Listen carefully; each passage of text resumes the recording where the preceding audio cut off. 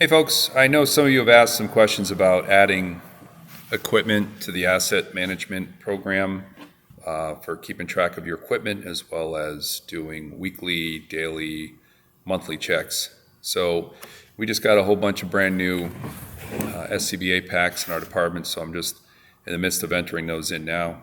So I just want to show you how it's done. So when you're entering any kind of equipment, you're going to go to Assets. You're going to go to Equipment List. Then depending on what kind of equipment it is, you want to make sure you choose the correct group. So we're going to go to SCBA Packs. And you can enter every kind of group you want under the administration part of this or the setup part of equipment. Click Apply. So I deleted all the old packs and now I'm entering new packs. So I'll show you how it's done. What I'm really impressed is with the scanning feature of the QR code and also the barcode program for this, for the asset management. It makes it so much easier. So we're going to click on New Equipment. And the name of the pack, depending on where you're placing the pack or how you name your packs, that's where you're going to put it here. So I'm just putting pack 603.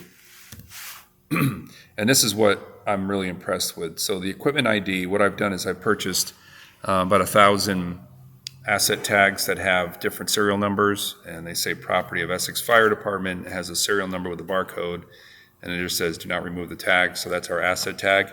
So now all you have to do is click on this button here. It opens up the camera, and then what you're gonna do is come on over, and here's the asset tag. It's going to capture it for you,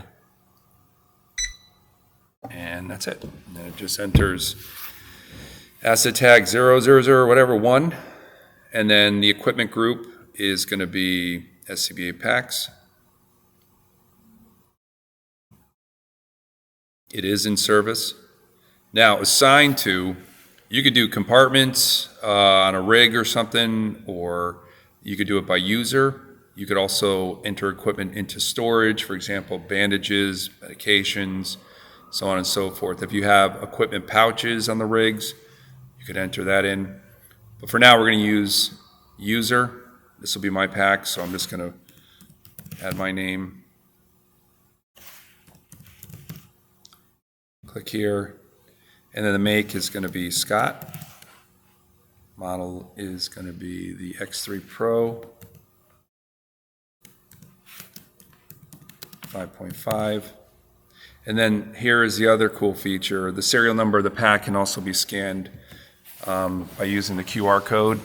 So we're going to come over here, find that QR code. It should pick it up. It just picked it up. So now it entered in the pack serial number by scanning the QR code.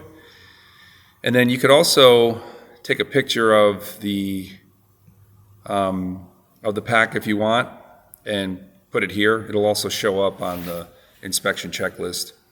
FEMA cost code is something that for doing any kind of FEMA grants, and they don't have one for SCBA packs, but if you guys know of any, just leave a comment. Let me know if there is one. Manufacture year of the pack. What month? It's August. End of service year, end of service month, if you want to add those in. Inventory count is if you're doing anything. So for example, if we had 20 packs, or if you want to use it for bandages or any kind of medications, you could do, okay, I've got 20 boxes of 4x4s, and the minimum I want to go is to 10. And then I don't want any more than 20 boxes. Well, that's where you can enter in all this information here. The annual test month of the pack itself, once we put this in service, we'll add this information in. The annual test date, as well as the purchase price of the pack itself. Where the funding source was it city, county, state, grant, or donated, or other? And then specifications. So the equipment type is going to be SCBA. When it was placed in service, so we're going to put today. Again, end of service life, I don't have that information. any notes. If you have any files here, what you could do here is if you wanted to, and some people have taken the actual manual of the SCBA pack, and it has the serial number. I mean, if you wanted to do that, that's, you know, you could scan it in there and drop it in here. The regulator type is going to be Scott. Maximum fill pressure, 5,500. And then cylinder size, 5.5. If you have an estimated replacement cost. And then also the past device battery type, alkaline.